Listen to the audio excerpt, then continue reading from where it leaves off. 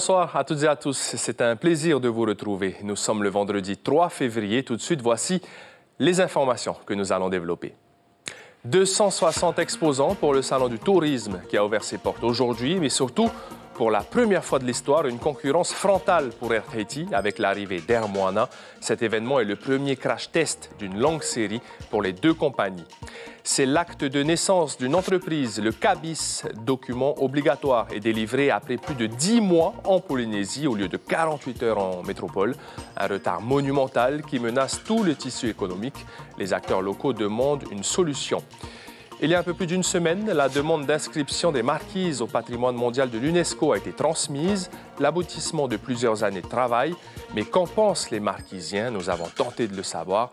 Nous parlerons également plus en détail du contenu de ce travail en faveur de l'inscription et des prochaines étapes avec Tahia Teikikaine, notre invité en direct. Et puis pour finir cette édition, nous parlerons gastronomie avec le premier concours itinérant d'excellence des arts de la table qui fait escale en Polynésie jusqu'au 10 février.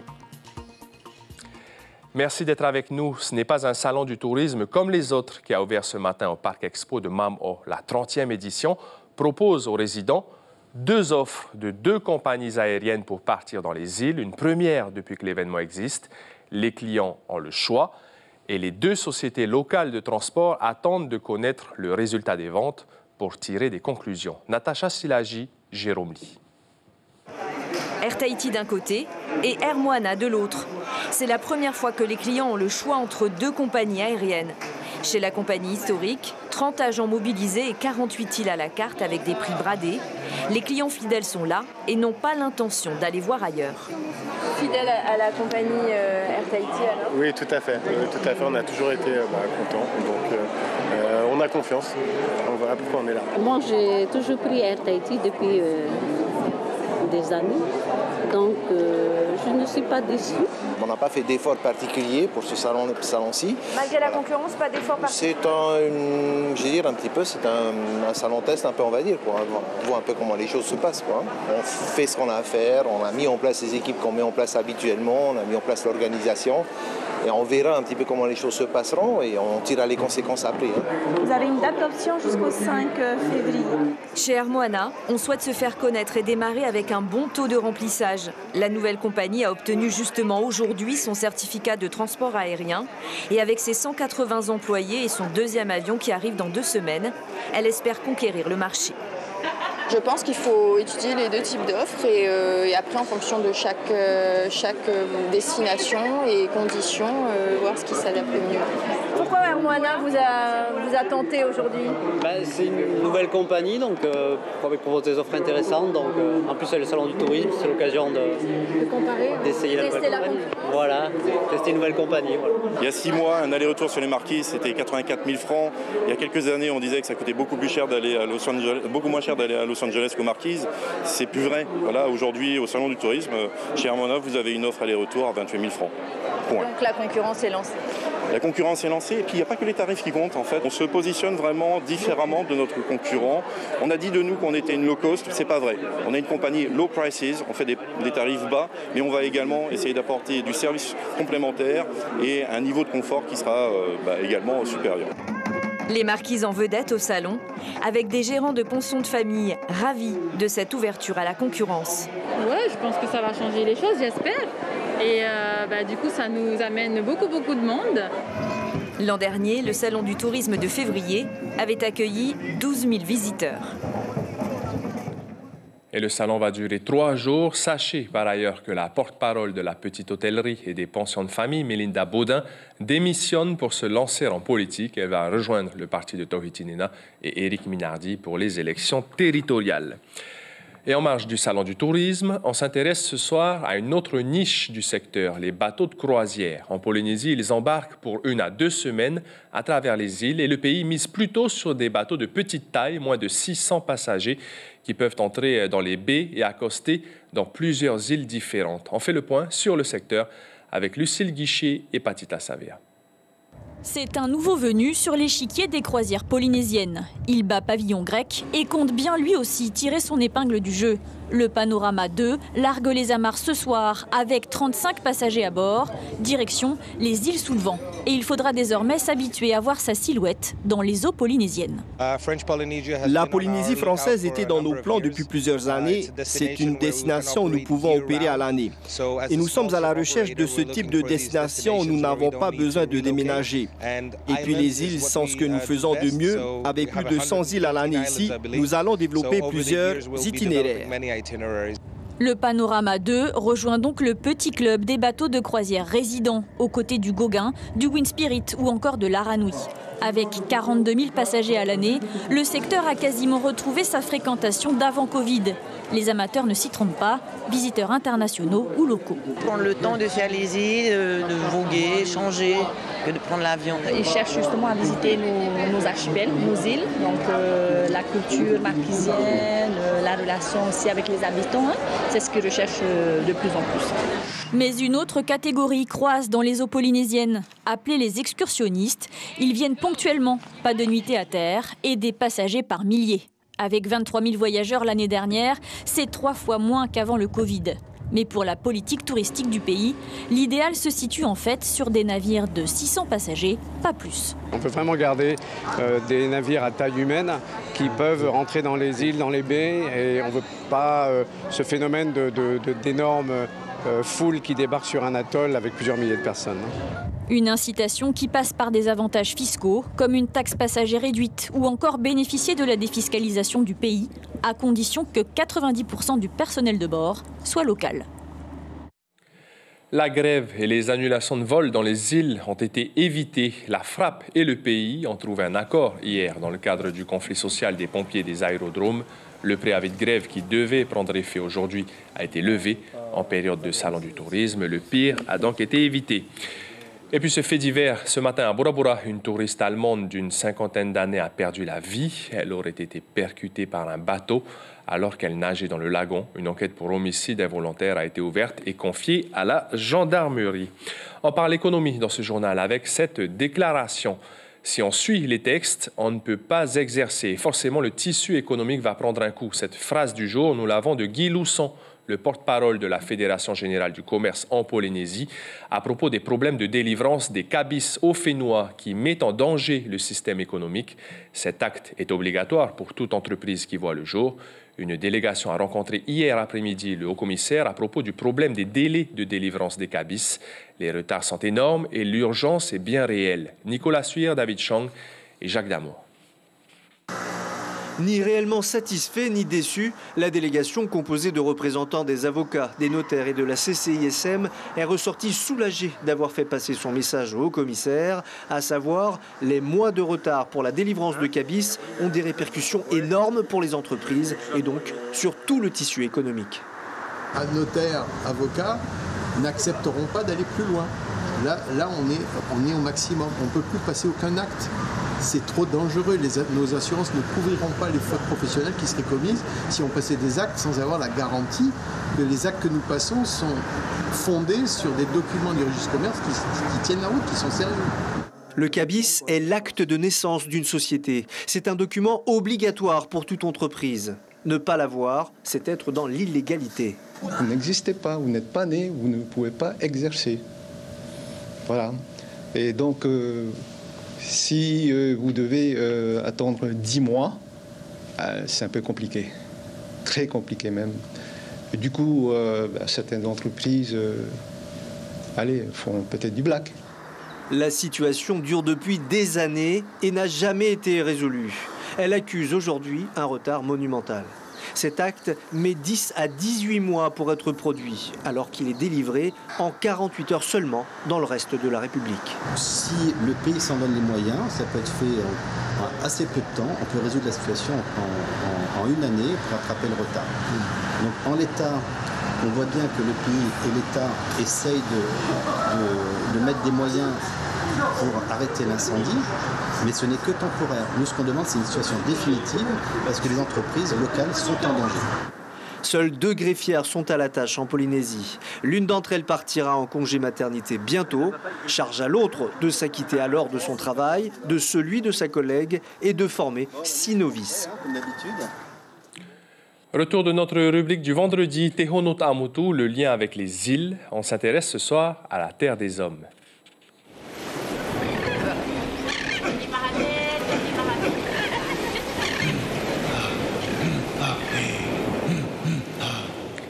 Classer les îles Marquises au patrimoine mondial de l'UNESCO, un projet initié en 1993. Il aura fallu 8 ans de travail pour déposer le dossier de candidature. Que pense la population marquisienne de cette possible inscription? Nicolas Suire, Jacques Damour et Marie Curva ont recueilli quelques avis. Les îles Marquises pourraient être inscrites au patrimoine mondial de l'UNESCO. Le dossier vient d'être déposé et la population de Nukuhiva, restée plutôt silencieuse jusqu'à présent, sort de sa réserve pour formuler des interrogations. Visiblement, les réunions d'information qui ont eu lieu n'ont pas totalement convaincu. Tout ce qui tient là, le papa et tout, les tikis, tout ça, moi je ne veux pas qu'on le ramasse et emmener de chez nous. Alors normalement, l'UNESCO c'est fait pour protéger? C'est ce que je voulais savoir aussi là. Est-ce que pour protéger ou... il faut bien dire. J'ai vu sur les Tuamotu, il est en train de critiquer aussi sur l'UNESCO, d'avoir fermé tout ce qu'ils mangent. Mais même nous aussi, si un jour l'UNESCO il prend tout ça, et si on ne peut plus travailler sur les sites qui se trouvent sur nos terres, comment on va faire après? Il va y avoir un développement et un rayonnement de la culture marquisienne et des îles Marquises, donc placées au numéro 1 mondial. Et en même temps, pour les Marquisiens et les propriétaires des terres, par exemple, si j'ai un projet individuel de construire une pension de famille sur mon terrain et qu'en même temps il y a un paé-paé, ça peut ne pas être validé par l'UNESCO. Le maire pensait avoir suffisamment informé et convaincu la grande majorité de ses administrés. Il rappelle que les zones qui seraient classées sont celles où l'homme ne vit pas pour 80% d'entre elles. C'est que la ligne de crête, les techniciens ils appellent ça des forêts de nuages. C'est pas dans nos vallées habitées. C'est ça aussi ce qu'il faut comprendre. Bien sûr, il y a dans la vallée de Hatiéou, on a proposé de classer quand même le site Kamouhé, mais ce sera tout. Le maire pense à communiquer une dernière fois via les médias, radio, télé et Internet. Il ajoute que tous les élus sont à la disposition de la population pour d'éventuelles explications. Et la prochaine étape, c'est donc la venue d'une délégation d'experts au mois de septembre pour une éventuelle inscription au patrimoine mondial de l'UNESCO en 2024.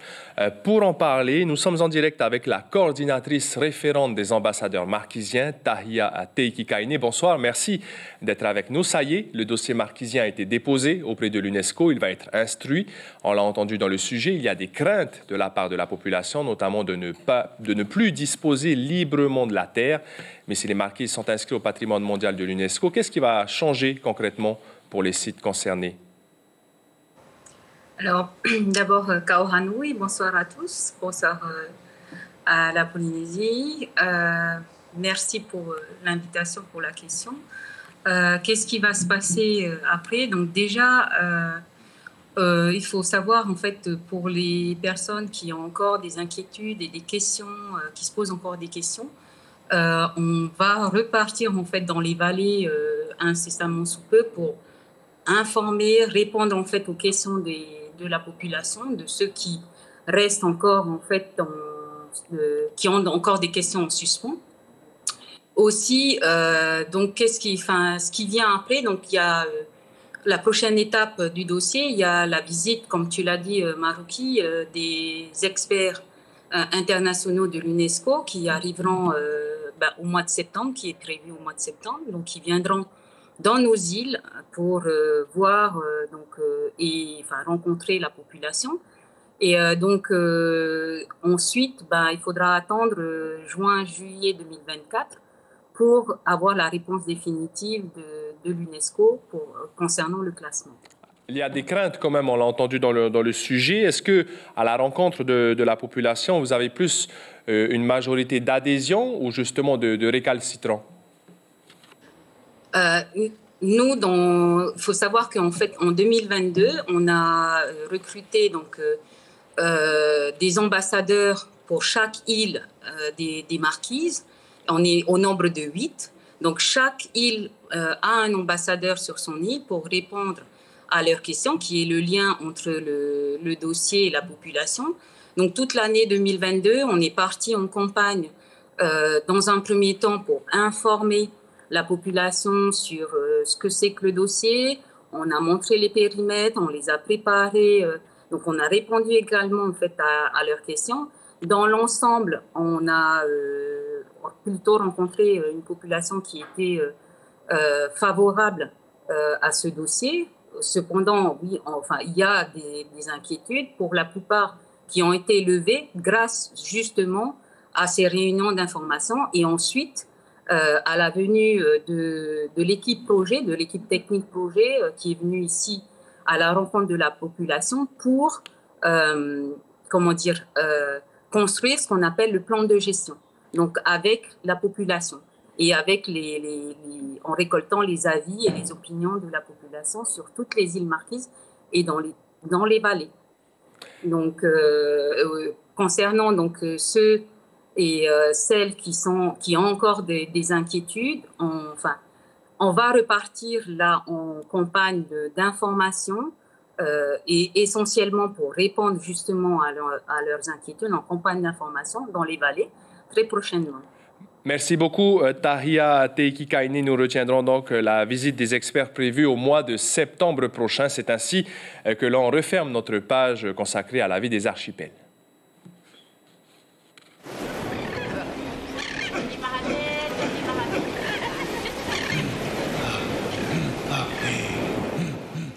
Mais on ne quitte pas les îles, direction l'atoll de Ho, au Tuamotu, où la 4e compagnie du RSMA fonctionne à plein régime. Cela fait 7 mois maintenant que la structure a commencé ses formations professionnelles. 2 filières sont pour le moment proposées dans les domaines de l'agriculture et de la restauration. Les débuts sont très encourageants. Les premiers pionniers de la compagnie termineront leur formation à la fin du premier semestre 2023. Et entre juillet et septembre prochain, 2 nouvelles promotions prendront la relève. L'occasion également de lancer 2 nouvelles filières, les énergies renouvelables et l'écolodge. Pour les catholiques, hier, 2 février, c'était la célébration de la 27e journée mondiale de la vie consacrée. Les fidèles ont pris part aux actions de grâce dans les églises, car c'est aussi le moment où Jésus a été présenté au temple. Une messe en l'honneur de tous les prêtres, les religieux et religieuses des congrégations a été célébrée en l'église Saint-Joseph de Faha par le père Landry Boyer, le vicaire général. Le trophée des arts de la table, mis en place par le service de la gastronomie d'outre-mer, fait escale en Polynésie jusqu'au 10 février. Aujourd'hui, au lycée hôtelier, une douzaine de candidats présents. Devant un jury exigeant, ils ont pu faire goûter leur création. Chiquita Teiva et Jacques Damour ont assisté aux dégustations. Stagiaires du centre de formation pour adultes, du RSMA ou élèves du lycée hôtelier, 12 chefs cuisiniers en devenir mesurent leur savoir-faire pour la première fois au trophée des arts de la table. À partir de produits locaux, bananes rouges, taro, épinards du Finnois, nos apprentis ont 2h30 pour surprendre le jury. Ce qui est intéressant, c'est que chaque candidat a le même panier et qu'ils ont fait tous des assiettes différentes et des verrines différentes, alors, en ayant les mêmes produits. Alors il y en a qui les ont plus ou moins cuits, il y en a qui les ont plus ou moins assaisonnés, il y en a qui ont fait des ravioles. Voilà, donc c'est vrai que c'est des saveurs qu'on ne connaît pas en métropole. Parmi le jury, des pointures de la gastronomie française, comme David Tissot, meilleur apprenti de France 2021, et Bocuse d'Or. Béatrice Fabignon, mais aussi 2 chefs du Fénois, l'objectif étant de valoriser l'art culinaire polynésien. Ça fait déjà partie de la gastronomie française. Il faut juste que ça arrive un peu plus jusqu'à nous. C'est à nous de les mettre en valeur. C'est pour ça que ce concours a été créé aussi. C'est pour ça que Guillaume Gomez représente le président de la République. En attendant la compétition des Raromatei lundi, 2 lauréats de Tahiti et 2 des îles sous le vent seront retenus pour la finale des trophées des Outre-mer, prévue en novembre prochain. L'information principale de ce vendredi 3 février, c'est le Salon du tourisme qui a ouvert ses portes aujourd'hui au Parc Expo de Mam'o. Pour la première fois, les clients qui voyagent dans les îles ont le choix entre 2 compagnies aériennes, Air Tahiti et Air Moana. Les prix deviennent de plus en plus concurrentiels, une bonne chose pour les voyageurs, mais aussi pour les structures touristiques des îles. La 30e édition du Salon du tourisme rassemble jusqu'à dimanche près de 260 exposants. Dans votre petit écran, ce vendredi, 2 épisodes de la série River, puis 2 épisodes de la série Ils étaient 10. Merci pour votre fidélité. Demain matin en radio, premier rendez-vous de l'info à 6h30. Passez une excellente soirée. Je vous retrouve demain. En attendant, prenez bien soin de vous.